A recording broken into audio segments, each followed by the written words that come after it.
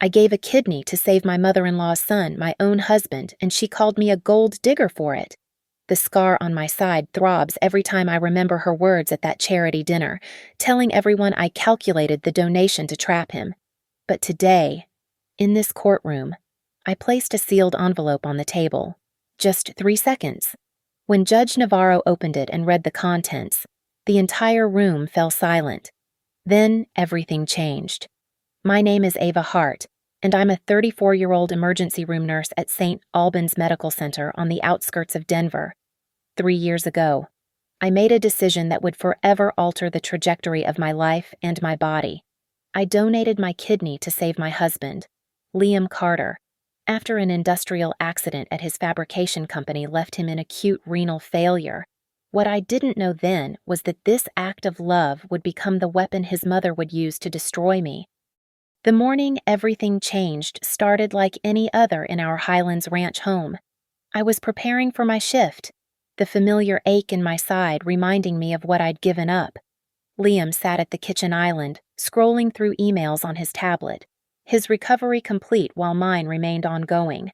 That's when Margot, as she insisted everyone call her, swept into our kitchen without knocking, her designer heels clicking against our hardwood floors like a countdown to disaster. "We need to discuss the estate planning," she announced, dropping a folder thick with legal documents beside Liam's coffee mug. Her gray eyes, the same shade as her son's but devoid of their warmth, never once acknowledged my presence. At 58, widowed for 5 years, Margot had transformed grief into control, wielding her late husband's legacy like a scepter over the Carter family empire. I watched Liam's jaw tighten as he flipped through the pages. "Mom, we've been through this. Ava and I already have our arrangements." "Arrangements that need updating," Margot interrupted, her manicured finger tapping a specific clause. "Especially considering your wife's condition. We must protect the family assets from opportunists." The word hung in the air like poison gas. Opportunist. As if the 18-inch scar across my abdomen, the constant fatigue, the medications I'd take for the rest of my life, as if all of that was part of some elaborate scheme to steal the Carter fortune. "My condition," I said quietly, setting down my coffee cup with deliberate calm, "is the direct result of saving your son's life." Margot's laugh was crystalline and sharp. "How convenient that you frame it that way. A nurse who just happened to be a perfect match for her wealthy husband. What are the odds?" The odds, actually, were roughly 1 in 100,000 for unrelated donors.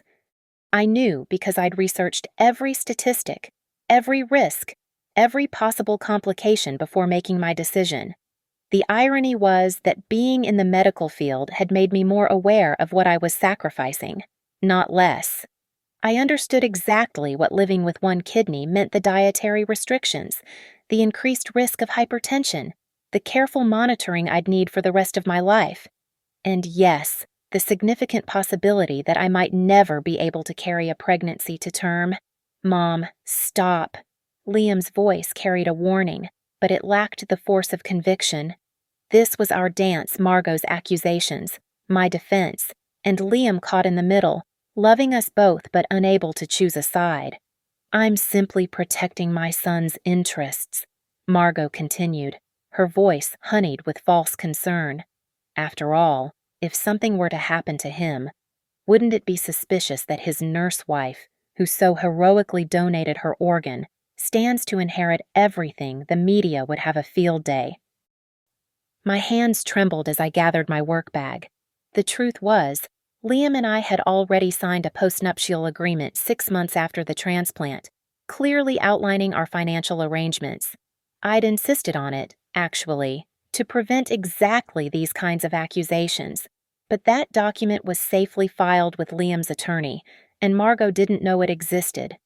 "I need to get to work," I said, my voice steady despite the fury building in my chest. "People to save, organs to harvest for gold-digging purposes." As I passed Liam, he caught my hand, squeezing gently. "Ava, she doesn't mean—" "She means every word," I replied, pulling away, "and we both know it." Walking to my car, I heard Margot's voice drift through the open window. "She'll drain you dry. Liam, mark my words. That kidney was just her down payment." I sat in my Honda Civic deliberately modest, despite Liam's offers to buy me something nicer, and stared at the scar visible beneath my scrubs. The incision that had saved Liam's life, the same one his mother saw as a calculated investment. I didn't need gratitude. I didn't need acknowledgement or praise or even basic human decency from Margot. But what I did need, what I would demand, was the truth. The truth about what I'd sacrificed, the truth about why I'd done it, and the truth about who in this family was really the opportunist.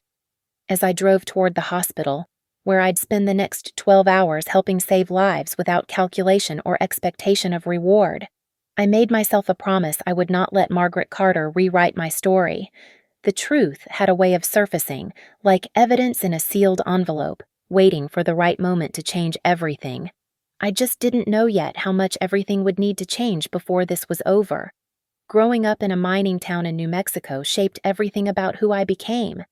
Silver Creek had 2,000 residents, one hospital, and zero margin for error when it came to medical emergencies. I was 17 when my mother collapsed in our kitchen, her kidneys failing from years of untreated diabetes. We waited 14 hours for a medical helicopter that arrived 20 minutes too late. She died waiting for an organ that never came, holding my hand while apologizing for leaving me too soon. That's why I became a nurse. Not for money, not for status, but because I'd seen what happens when the system fails someone you love. Every shift at St. Albans, every patient I help stabilize, every family I comfort, it's all for her. The woman who worked 3 jobs to keep us afloat after Dad left, who never complained even when her body was shutting down. Liam knew this story. It was one of the first things I'd told him when we met at a medical conference 4 years ago. He'd been there representing Forge Line Fabrication, showcasing new surgical equipment his company manufactured. I was attending a workshop on trauma response. He asked me to dinner, and I said yes, drawn to his genuine interest in frontline medical work, his passion for innovation that could save lives. The Carter family wealth came from Liam's company. Built from a small machine shop his father started into a multi-million-dollar medical device manufacturer. When his father died 5 years ago, Margot inherited 40% of the company shares, while Liam got 51%, just enough to maintain control, but not enough to shut his mother out completely. The remaining 9% went to various investors. Margot managed the family trust with an iron fist, treating money like a weapon and generosity like weakness. She'd grown up in old Denver money, the kind of family where appearances mattered more than authenticity. Marrying into the Carter industrial fortune had been her first act of social climbing. Controlling it after her husband's death was her second. The post-nuptial agreement I'd signed was my idea, drafted after Margot's first accusation that I was suspiciously compatible as a donor. The document clearly stated that in case of divorce, I would only receive what I'd brought into the marriage: my car, my personal savings of $32,000, and nothing from the company or family trust. In exchange, Liam had set up a medical fund to cover my ongoing health expenses related to the donation. It was fair. It was transparent. It was filed with Liam's attorney, David Brenner, who kept the original in his office safe. What I didn't know then was that Margot had been trying to access that document for months. She'd even attempted to use her connections, a friend who worked in the medical records department at St. Albans, to dig into my files, looking for something, anything, that might discredit me. HIPAA violations meant nothing to her if it meant protecting what she saw as her empire. The trust structure was complex, deliberately so. Margot controlled distributions from the family trust, which held real estate, investments, and a significant cash reserve separate from the company operations. She could delay or approve funding for family expenses, charitable donations, and most importantly, medical costs not covered by insurance. This gave her leverage she wielded mercilessly. 2 weeks after that kitchen confrontation, I discovered just how far she was willing to go. My insurance company sent a notice about discrepancies in submitted documentation regarding my post-transplant care. Someone had filed paperwork under my name, claiming I'd received compensation for the organ donation, which would be illegal under federal law. The signature on those documents wasn't mine, but it was close enough to trigger an investigation.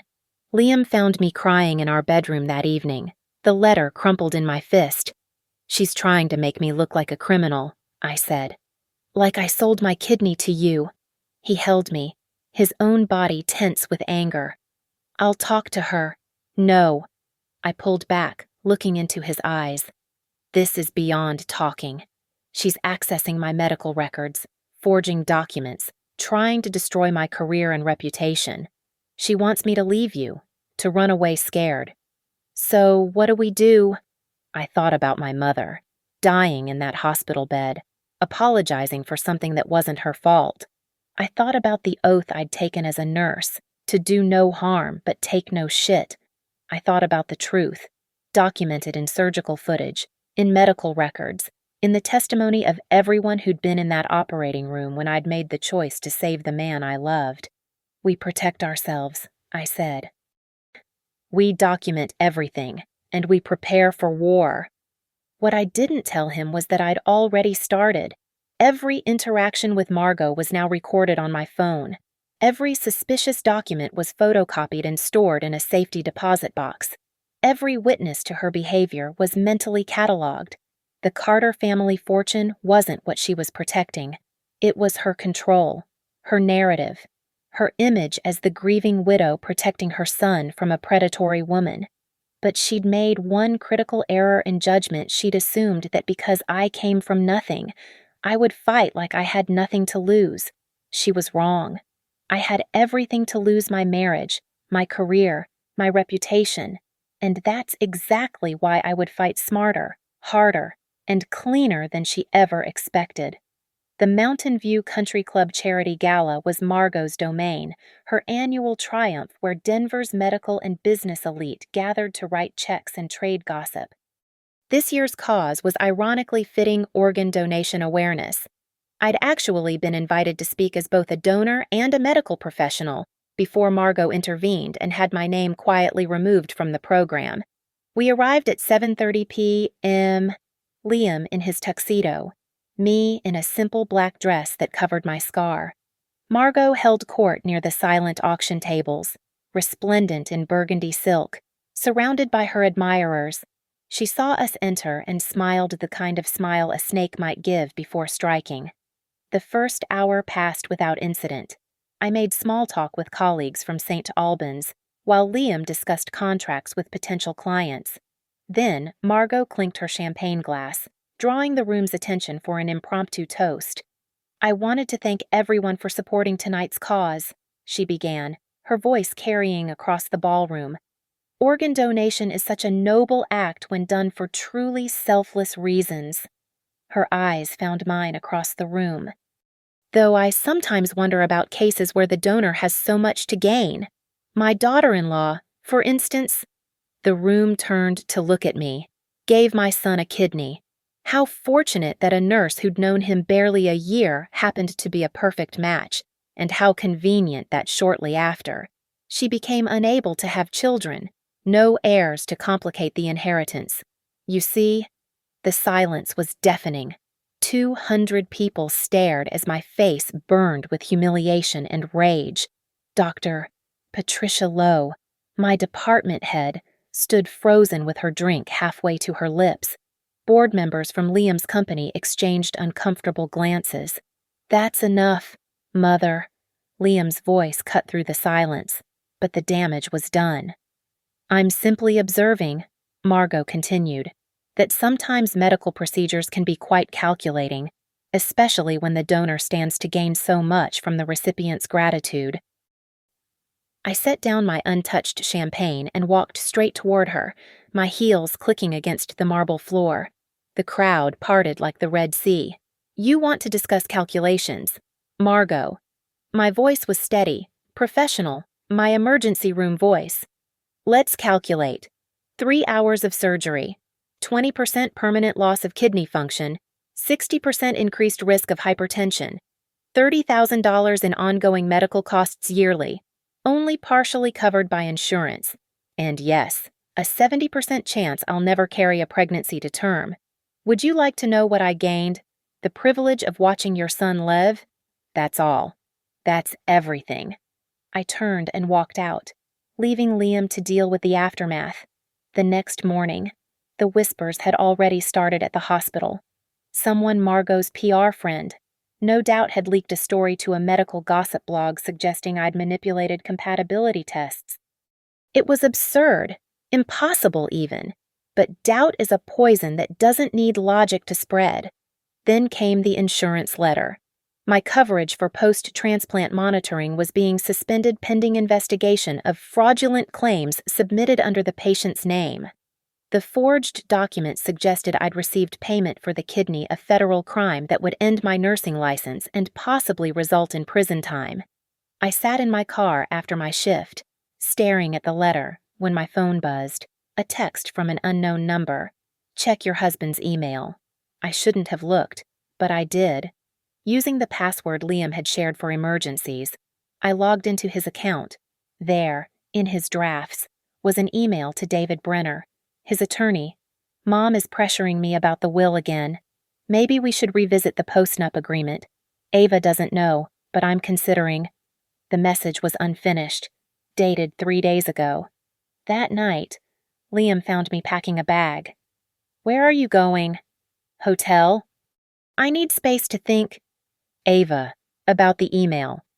You were considering revising our agreement without telling me. My hands shook as I folded clothes. After everything I've sacrificed, I wasn't going to do it. Mom just kept pushing, and I thought if I pretended to consider it. You don't get it, do you? I spun to face him. This isn't about money, it's about trust. Your mother is destroying my reputation, my career, possibly my freedom, and you're playing both sides. I love you, he said desperately. Then choose, I replied. Because I'm done being collateral damage in your mother's war. I spent that night in a hotel room, my laptop open to a Google search, Medical Defamation Lawyers Denver. But it wasn't until I discovered the signature on those insurance documents, a signature that tried to look like mine, but had distinctive characteristics that could be traced, that I realized Margot had finally made a mistake. She'd left evidence. My phone rang at 2:45 a.m. It was the hospital. Not for an emergency shift, but for something worse. Someone had accessed my medical records without authorization. The digital footprint led back to an account belonging to Margot's friend in medical records. I sat in that sterile hotel room, surrounded by evidence of Margot's campaign against me, and made a decision. I wouldn't run. I wouldn't hide. I wouldn't even fight dirty. I would fight smart. And I would win. The truth wasn't just my defense, it was my weapon. And I was about to show Margot Carter what happened when you backed a nurse from Silver Creek into a corner. Nadia Brooks came recommended by a colleague who'd survived a brutal malpractice suit. She operated from a glass tower in downtown Denver, her office walls lined with legal victories and a law degree from Yale that Margot would have respected under different circumstances. At 42, Nadia had built her reputation on taking down entitled elites who thought money made them untouchable. Your mother-in-law made 3 critical errors, Nadia said after reviewing my pile of evidence. First, she left a digital trail accessing your medical records. Second, she commissioned forgery that can be traced. Third, she publicly defamed you in front of 200 witnesses. We're going to use all 3. Our legal strategy was surgical in its precision. We would file a civil suit for defamation, a HIPAA violation complaint, and seek judicial confirmation of the post-nuptial agreement's validity. But the centerpiece would be something Margot never saw coming, the sealed evidence that would destroy her narrative completely. I need everything from the transplant, Nadia instructed. Not just medical records, everything. I knew exactly what she meant. During Liam's surgery, St. Albans had been running a pilot program with body cameras in operating rooms for training purposes. Every second of my donation was recorded, the pre-op conference where I gave consent, the psychiatric evaluation confirming I understood the risks, the moment I signed the final papers with the transplant coordinator watching. All of it was archived in the hospital's secured digital vault. More importantly, I had something even Margot's lawyers wouldn't expect: official certification from UNOS, the United Network for Organ Sharing. Every living donation in America goes through their verification process. They had documents proving the donation was voluntary, uncompensated, and medically necessary to save Liam's life. The chain of custody was unbreakable, the authentication codes impossible to fake. "We'll seal this evidence," Nadia explained. "Request the court only review it in chambers. Medical privacy laws work both ways. We protect your information while using it to prove your case." The forensic accountant Nadia hired, Marcus Webb, discovered something even more damaging. Margot had withdrawn $47,000 from the family trust over 6 months. Payments traced to a PR firm called Reputation Solutions LLC. Their service: narrative adjustment and competitive positioning in personal disputes. In plain English, they specialized in destroying reputations. She used trust funds meant for family welfare to finance a smear campaign. Marcus reported, "That's breach of fiduciary duty." We also tracked down Dr. Sarah Holbrook, the transplant coordinator who'd overseen my donation. She'd recently moved to Seattle, but agreed to provide a sworn affidavit and return to testify if needed. Her statement was unequivocal: I had undergone every psychological and medical evaluation, passed every requirement, and never once wavered in my decision despite being counseled repeatedly about the risks. The signature analysis was perhaps the most damning. The expert graphologist identified 17 distinct differences between my real signature and the forgery on the insurance documents.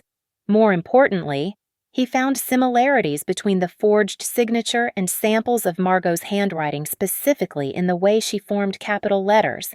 "She tried to copy your signature but couldn't help incorporating her own writing habits," he explained. "It's like an accent: you can try to hide it, but it always bleeds through."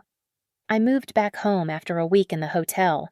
Liam had made his choice. He'd fired his mother from her advisory role at ForgeLine and frozen her access to company accounts. It wasn't enough to heal the wounds, but it was a start. "I've hired my own lawyer," he told me one evening, "to ensure the postnuptial agreement is ironclad and to establish a new trust that Mom can't touch." We worked in parallel, rebuilding our marriage while building our case. Every piece of evidence was cataloged, dated, and backed up in triplicate. Nadia filed the initial complaints, and Margot was served papers at her country club, a deliberate choice that Nadia called poetic justice. The sealed envelope was prepared with almost ceremonial precision. Inside were the UNOS certification, the OR footage timestamps, the consent forms with my signature witnessed by 3 medical professionals, and a letter from the hospital's ethics board confirming the donation met every legal and ethical standard. Each document was notarized, authenticated, and placed in a tamper-evident custody envelope that would only be opened by judicial order. "This is your nuclear option," Nadia said, sealing it with evidence tape. "When Margot's lawyers try to argue you manipulated the situation, we'll request the judge review this privately. Once they see it, her entire narrative collapses." Margot hired Whitman and Associates, Denver's most aggressive defense firm. They immediately filed motions to dismiss, claiming the lawsuit was frivolous and vindictive. They argued the postnuptial agreement was signed under duress, that Margot's comments were protected opinion, and that any records accessed were within family rights. "They're throwing everything at the wall," Nadia observed. "That means they're scared." The mediation attempt was scheduled for a Tuesday morning. Margot arrived with 3 lawyers, her chin high, wearing the same burgundy color she'd worn the night she humiliated me. She looked at me with undisguised contempt. "My client is willing to drop all charges," her lead attorney began, "in exchange for Mrs. Hart agreeing to a quiet divorce and a one-time payment of $200,000. Nadia actually laughed. "Your client committed multiple felonies and wants to pay her way out. No. We'll see you in court." As we left the failed mediation, Margot grabbed my arm in the hallway. "You think you've won? I'll destroy you so thoroughly that no hospital will hire you. No man will trust you." I looked her dead in the eye. "You already tried that. How's it working out?" "The trial was set for 6 weeks later. 6 weeks for the truth to finally have its day. Margot's counteroffensive began 2 weeks before trial. A blog called Denver Medical Truth suddenly appeared, featuring an anonymous post titled, "The Nurse Who Calculated Love, an Inside Look at Organ Donation Fraud." The post included selectively edited portions of my medical records, specifically highlighting my financial situation before meeting Liam and implying I'd targeted him deliberately. The records were real but altered. Where my evaluation had noted patient shows no signs of financial coercion, the blog version read, patient shows signs of financial concern. Small changes, but devastating in their implications. The post went viral in Denver medical circles within hours. "She's panicking," Nadia observed, screenshots spread across her desk. "This is actually good for us. She just committed another felony unauthorized disclosure of protected health information, plus defamation with malice." But Margot wasn't done. She hired Richardson PR, known for their scorched earth tactics, to flood social media with rumors. Suddenly, anonymous accounts were questioning every organ donation at St. Albans, suggesting a black market scheme with me at the center. It was absurd, but in the age of conspiracy theories, absurdity spreads faster than truth. Then came the family offensive. Margot's sister Eleanor, her brother James, and 6 cousins all signed affidavits claiming they'd witnessed me making suspicious comments about Liam's wealth before the transplant. The statements were vague but coordinated, clearly coached by the same legal team. "Let them file their statements," Nadia said calmly. "Discovery works both ways. We get to depose every one of them under oath." The trap I set was almost too easy. Through the hospital grapevine, I let slip that I had a follow-up appointment on Thursday at 3 p.m., specifically in the medical records department. I made sure this information reached Clara Moss, Margot's friend who worked in that department. Sure enough, the access logs showed someone using Clara's credentials had accessed my file at 3:17 p.m. that Thursday. But here was the beautiful thing: Clara was in a department meeting at that exact time, with 12 witnesses. Someone else had used her login, someone who'd been caught on the hospital's security cameras entering the building with a visitor's pass, someone who looked remarkably like Margot Carter in a blonde wig and sunglasses. She really thought she was clever, Detective Morrison from the Denver PD's fraud division told me after reviewing the footage. But she signed the visitor log with a fake name using her same distinctive capital letters. It's like she left a signature at the crime scene. The criminal charges were filed separately from our civil case, adding another layer of pressure. Margot was arrested at her Pilates class, hauled out in handcuffs while her country club friends watched in horror. She made bail within hours, but the damage to her reputation was instant and irreversible. Liam stood by me through it all, though the stress was carving lines around his eyes. "I should have stopped her years ago," he said one night, holding the latest threatening letter from Margot's lawyers. "You couldn't have known she'd go this far," I replied, though part of me wondered if he should have. The forensic accountant found more financial crimes. Margot had been skimming from the charitable foundation she managed, using the funds not just for PR attacks but for personal expenses: her Mercedes lease, her country club dues, even her Botox treatments, all while claiming the foundation was helping organ donation awareness. "This is wire fraud," Marcus explained. "Federal crime. She's looking at actual prison time." Margot's lawyers tried one last desperate move. They filed an emergency motion claiming I was mentally unstable, that the kidney donation had caused psychological damage, making me paranoid and vindictive. They demanded a psychiatric evaluation. "Let them," I told Nadia. "I'll take any test they want." Dr. Amanda Rivers, the court-appointed psychiatrist, spent 4 hours evaluating me. Her report was damning for Margot. She found me remarkably stable given the sustained harassment and noted that my responses showed appropriate anger at criminal behavior, not pathological vindictiveness. More importantly, Dr. Rivers reviewed the psychiatric evaluation from before my kidney donation. Every concern Margot raised now had been evaluated then. I'd been found completely competent, fully informed, and making a decision from love, not calculation. The weekend before trial, Margot made one final mistake.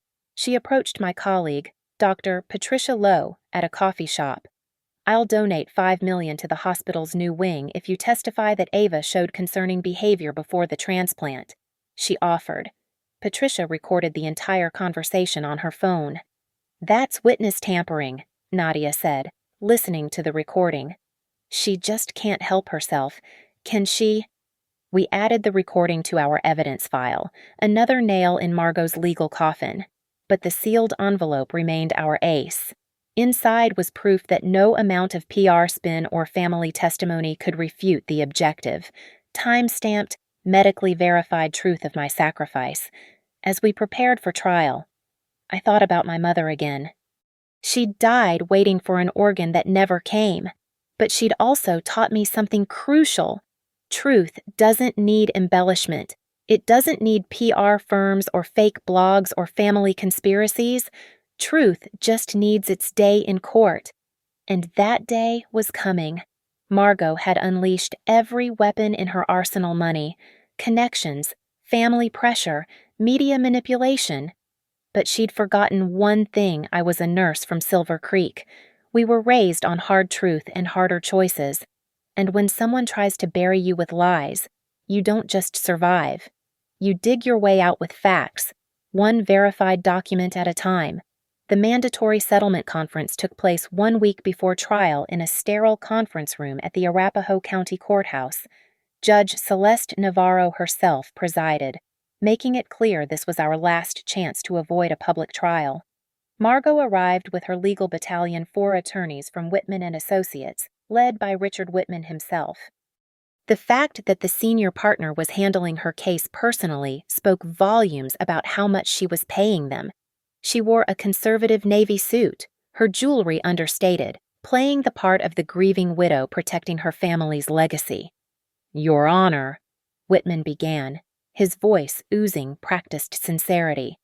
"My client is willing to resolve this matter quietly. Mrs. Hart receives $500,000 for her medical expenses, signs a non-disclosure agreement, and we all move forward. The family avoids a public spectacle." Judge Navarro turned to us. "Ms. Brooks, your response." Nadia stood slowly, deliberately. "Your Honor, the defendant is attempting to buy her way out of multiple felonies. She's offering money she stole from a charitable foundation to silence the victim of her sustained criminal harassment. We decline." "Criminal harassment is a strong accusation," Whitman protested. "It's not an accusation," Nadia replied, sliding a folder across the table. "It's a grand jury indictment. Your client is facing 17 federal charges, including wire fraud, HIPAA violations, witness tampering, and conspiracy to commit insurance fraud." I watched Margot's face pale beneath her carefully applied makeup. She hadn't known about the federal indictment yet. It had been sealed until this morning. "Furthermore," Nadia continued, "we have located and secured testimony from Dr. Sarah Holbrook, the transplant coordinator present during Mrs. Hart's donation. She's flying in from Seattle specifically to testify." This was news to Margot's team. Whitman huddled with his associates, whispering frantically. "Dr. Holbrook's affidavit is quite detailed," Nadia added, reading from her notes. "She specifically recalls Mrs. Hart asking to review the risks 3 separate times, expressing concern about her ability to have children, and ultimately deciding that saving Mr. Carter's life was worth any personal cost. She also has contemporaneous notes from the psychiatric evaluation where Mrs. Hart explicitly stated she would donate even if she and Mr. Carter divorced the next day." "Notes can be fabricated," Whitman argued weakly. "Which is why we also have the video recording of the entire pre-donation conference." Nadia smiled. "Part of St. Albans training program, every second documented." Judge Navarro leaned forward. "Mr. Whitman, I've reviewed the preliminary evidence. Your client's position appears challenging. Perhaps you should reconsider settlement." Whitman requested a recess. 20 minutes later, they returned with a new offer: $1 million, but Margot admits no wrongdoing. "No," I said, speaking for the first time. She stood in front of Denver's medical community and called me a calculating gold digger who mutilated herself for money. She tried to destroy my career, my marriage, and my freedom. Money doesn't fix that. Only truth does. "What do you want?" Margot finally spoke, her controlled facade cracking. "A public admission of lying, a published apology in the Denver Post, and you stay away from my husband and me permanently." "I'd rather go to prison," she hissed. "That can be arranged," Nadia replied coolly. The mediation ended without agreement. As we gathered our files, Judge Navarro held us back. "Ms. Brooks, I've approved your motion to submit sealed evidence. Given the sensitive medical nature, I'll review it privately before ruling on its admissibility." She turned to Whitman. "Your client should know that if this evidence is what I suspect it is, her defense will crumble. Advise her accordingly." Outside the courthouse, Liam waited by my car. He'd been banned from the mediation at Margot's insistence, but he'd driven me there anyway. "How did it go?" "Your mother would rather go to prison than apologize," I said tiredly. He pulled me into his arms. "I'm sorry." "God, Ava, I'm so sorry she's doing this to you." "To us," I corrected. "She's doing this to us." That evening, Nadia called with unexpected news. The forensic accountant found something huge. Margot has been siphoning money from the company too, not just the family trust. She's been using her board position to approve fraudulent consulting contracts to shell companies she controls. We're talking about $2 million over 3 years. This changed everything. Securities fraud was serious federal crime, potentially decades in prison. "Liam needs to know," I said. "He does. The FBI just seized the company's financial records." I found Liam in his home office, surrounded by boxes of documents, his face gray with shock. "She stole from my father's company," he said numbly. "While lecturing me about protecting his legacy, she was robbing it."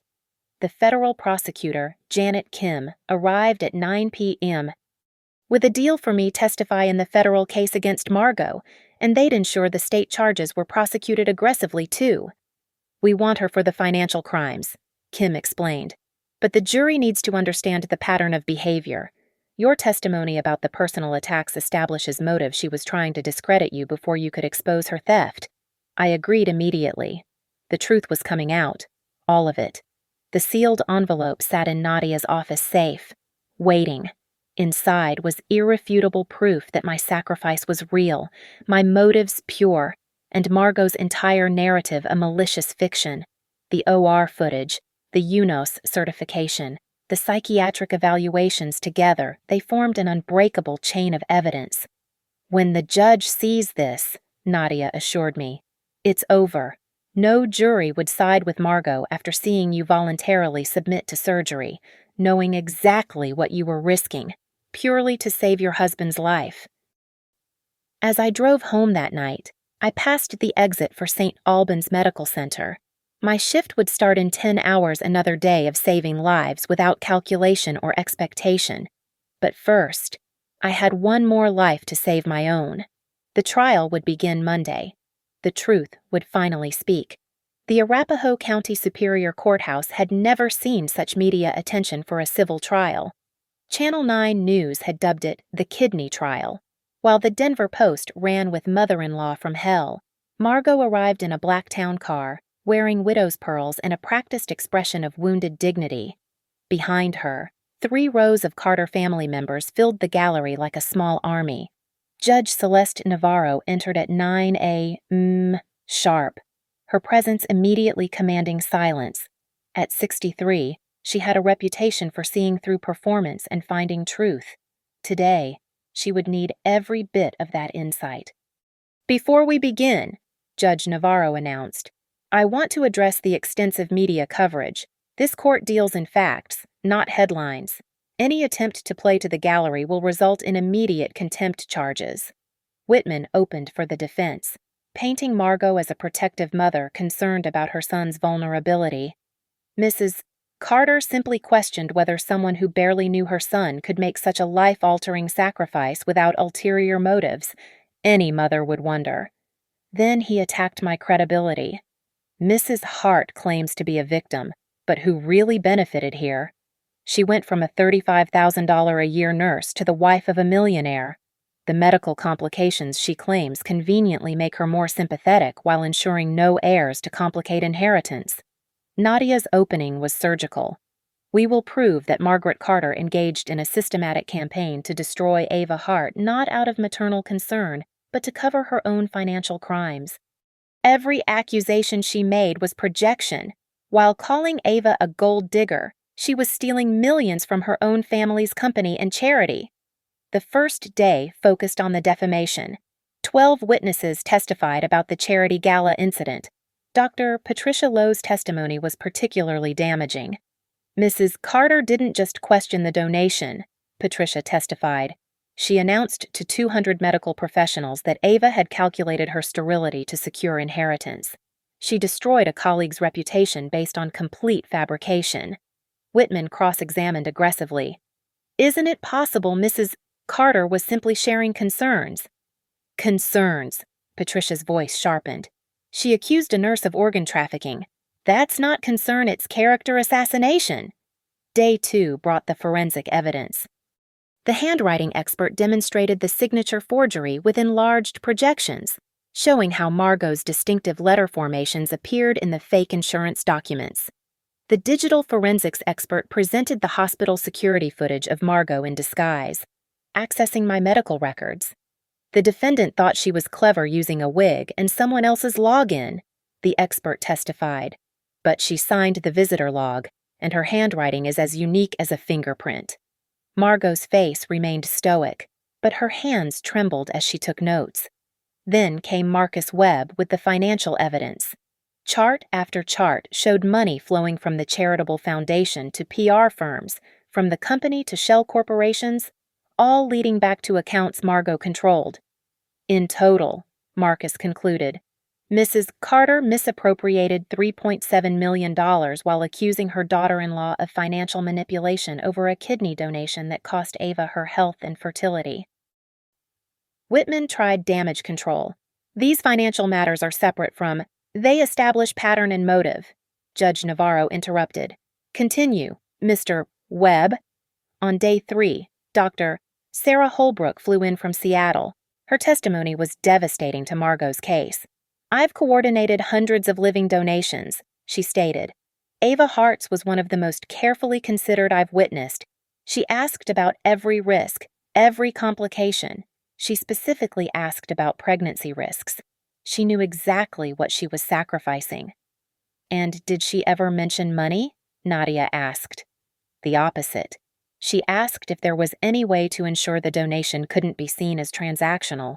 She was worried people might think she had ulterior motives. Ironic, considering what happened. The moment had come.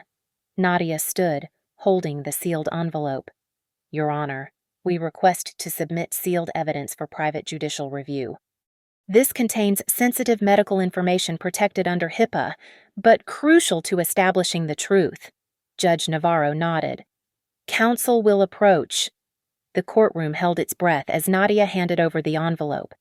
Judge Navarro broke the seal, extracting document after document. First, the UNOS certification with its official stamps and verification codes, then printed stills from the OR footage showing me signing consent forms, the timestamp reading 5:43 a.m., just minutes before surgery, the psychiatric evaluation declaring me fully competent and aware. Finally, a letter from the hospital's ethics board confirming every protocol was followed. Judge Navarro read in silence for 15 minutes. When she looked up, her expression had changed completely. Counsel, approach again. At the bench, her voice was low but firm. Mr. Whitman, I've just reviewed incontrovertible evidence that Mrs. Hart's donation was completely legitimate, thoroughly documented, and medically verified at every stage. Your client's accusations aren't just false, they're malicious fabrication. I strongly suggest you reconsider your position. Whitman requested a recess. When we returned, Margot was standing. Your Honor, Whitman began, my client wishes to make a statement. But before Margot could speak, the courtroom doors opened. 2 FBI agents entered, their badges visible. "Margaret Carter," one announced. "You're under arrest for wire fraud, money laundering, and conspiracy to commit insurance fraud." The courtroom erupted. Reporters scrambled for phones. Family members gasped. And through it all, Margot stared at me with pure hatred as handcuffs clicked around her wrists. Judge Navarro banged her gavel repeatedly. "Order, this court is still in session." As the agents led Margot away, Judge Navarro made her ruling. "Based on the evidence presented, including sealed medical documentation reviewed by this court, I find for the plaintiff on all counts. Mrs. Hart's kidney donation was legitimate, selfless, and heroic.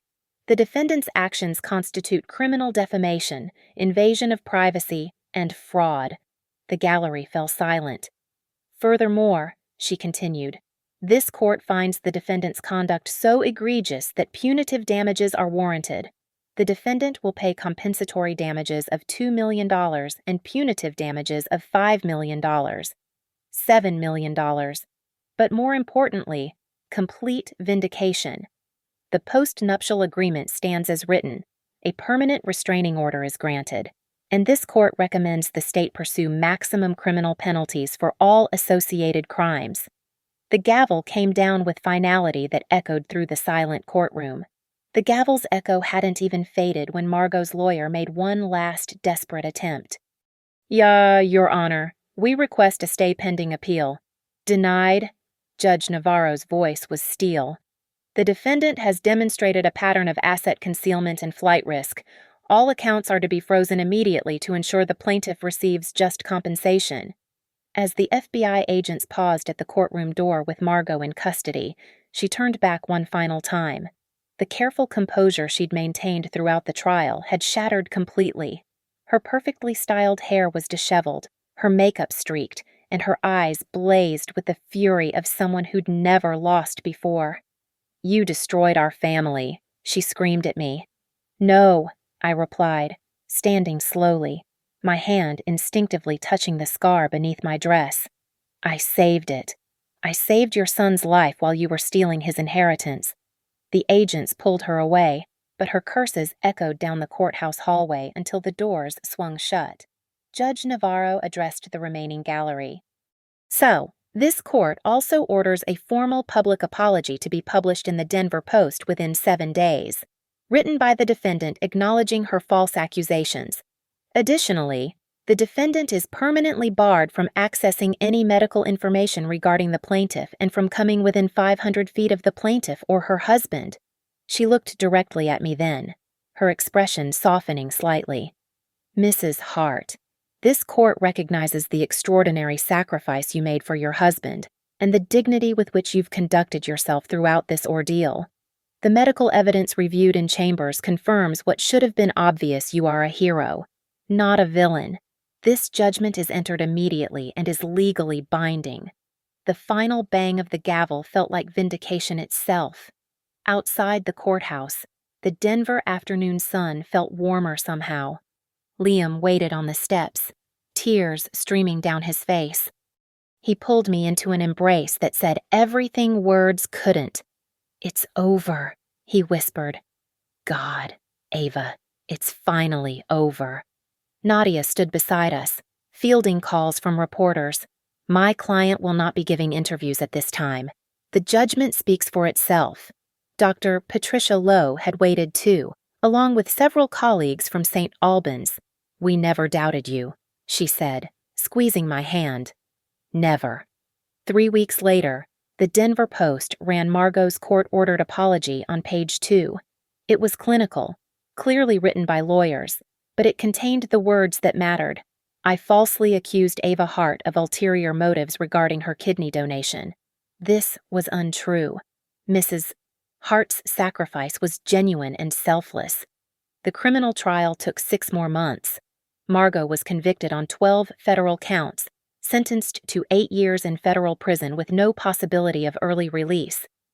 The stolen millions were recovered and redistributed, the charity victims made whole, the company restored, and my medical expenses covered for life. Forge line fabrication thrived without Margot's interference. Liam restructured the board, implemented new financial controls, and donated $1 million to establish the Ava Hart Foundation for Living Organ Donors at St. Albans. The foundation provides financial and emotional support for donors and their families, ensuring no one else faces what I did alone. The restraining order meant Margot couldn't contact us from prison, though her lawyer sent one final communication, a request to attend her son's future funeral when the time comes. Liam personally wrote back, "You lost that right when you tried to destroy the woman who saved my life." 6 months after the trial, something unexpected happened. My latest medical scan showed improvement in my remaining kidney function, not enough to change my reality, but enough to reduce my medication. Dr. Morrison called it remarkable. "Your body's adapting better than we hoped," she said. "You might even be able to try for pregnancy in a few years, though it would be high risk." I cried in Liam's arms that night, not for the possibility of children, but for the simple fact that my body was fighting back, just like I had. The scar still aches sometimes, especially on cold Denver mornings or when I'm pulling a long shift at the hospital. It's a reminder of what I gave up. Yes, but also of what I gained, not money or status, but the knowledge that love sometimes demands sacrifice, and that truth, when finally spoken in a court of law, carries more weight than all the lies money can buy. I returned to my work at St. Albans, where I'm now the head of emergency nursing. Every day, I see families making impossible choices about organ donation. I tell them my story sometimes, not the ugly parts about Margot, but the beautiful truth about saving someone you love. I show them my scar and tell them it's my badge of honor. Liam and I renewed our vows on the 3rd anniversary of the transplant, in the hospital chapel where I'd prayed the night before the surgery. No fancy venue, no society crowd, just us, our real friends, and Dr. Holbrook, who flew in to officiate. My wedding dress was specially designed with a cutout that showed my scar. I wanted everyone to see what love looked like. The $7 million from the judgment sits mostly untouched in trust for the foundation. I kept enough to cover my medical expenses and bought one indulgence, a small cabin in the mountains near Silver Creek, where my mother was buried. Sometimes I go there alone, sit by her grave, and tell her about justice, about how truth might move slowly, but it moves with the force of an avalanche when it finally breaks free. Margot's family abandoned her after the trial, once they realized the extent of her crimes. The Carter family empire she'd fought so viciously to control now thrives without her, proof that cancer removed makes the body stronger. I still have the sealed envelope, returned after the trial, its evidence tape broken but contents intact. Sometimes I look at that timestamp on the surgical footage, 5:43 a.m., and remember the moment I signed my kidney away. No hesitation, no calculation, just love and the desperate hope that it would be enough. It was more than enough. It was everything. Thank you for listening to my story. I'd love to know where you're tuning in from. Please share in the comments below so we can connect. Don't forget to subscribe to the channel and let me know your thoughts on this journey. Your support means everything, and I look forward to sharing more stories with you.